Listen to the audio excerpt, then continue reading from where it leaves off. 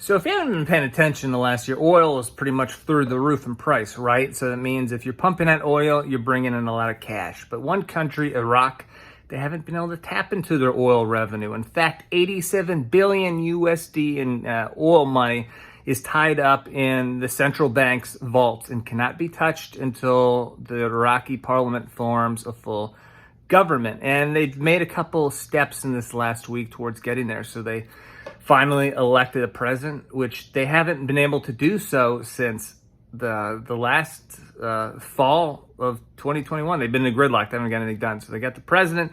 The president's the person in Iraq who directly chooses the prime minister. So they chose the prime minister.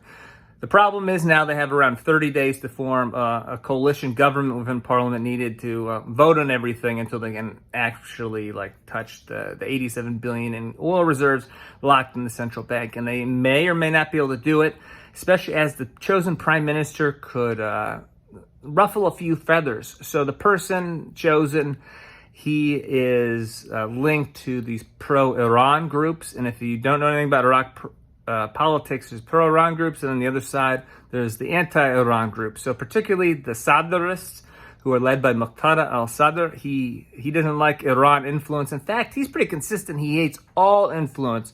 So he doesn't want American influence in Iraq. He doesn't want Iranian influence in Iraq. He wants nothing. So he's pretty consistent. I'll give it to him.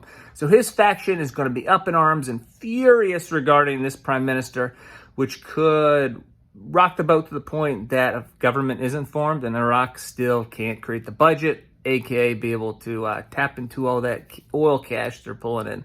So we'll see what happens. It's going to be interesting. This could potentially cause some violence because, again, there's a lot of very powerful people in Iraq who do not want a pro-Iran prime minister.